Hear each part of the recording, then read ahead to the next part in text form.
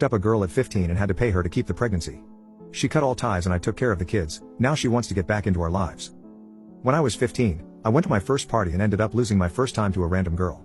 Soon after, I found out she was pregnant.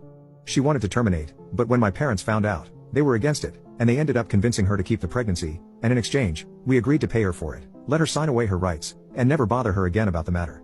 And that's what happened after my twin boys were born. She signed away her parental rights, we paid her, and we never bothered her again. We were well off, so I had a nanny, and it never hindered my education. In college, when I was 22, I met my now wife, Hannah, who was 20 at the time. I instantly fell in love with her. She was beautiful, very smart, and oddly skilled with knives. She was caring, and after some time into our relationship, I told her I had kids, and she was fine with it. Later in our relationship, she met the boys, and they quickly fell in love with each other. We got married at 25 and 23, and she moved in. The boys loved and cared for her.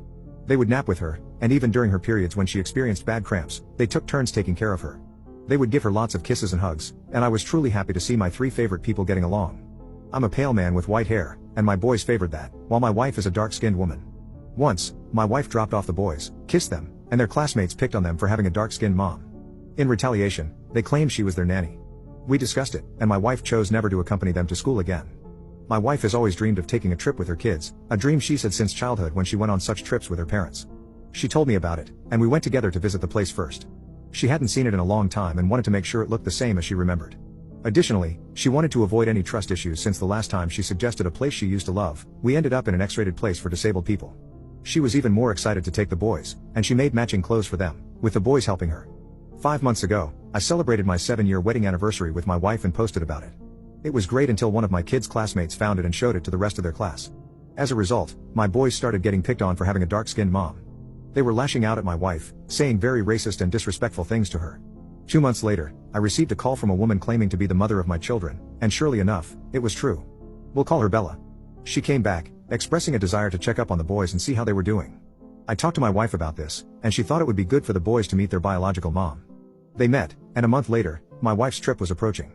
The boys suggested that Bella come along, but there were only 4 tickets.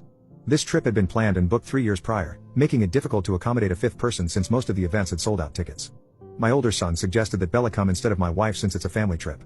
My wife started to beg and plead with them, stating that they had been planning this trip for a long time, and it was supposed to be their trip. I told the boys that Bella would not be going on this trip. The next day, I went on a business trip for 2 days. While I was away, there was a party that the boys asked to attend, but I had explicitly said no, and instructed my wife not to let them go either. Despite my instructions, the boys attempted to go, and when my wife reminded them of what I said, they told her she wasn't their mother and to stop acting like it. I reiterated that it was an order, and she couldn't let them go. The boys blamed her for their biological mom not being able to go on the trip, and long story short, one of my boys slapped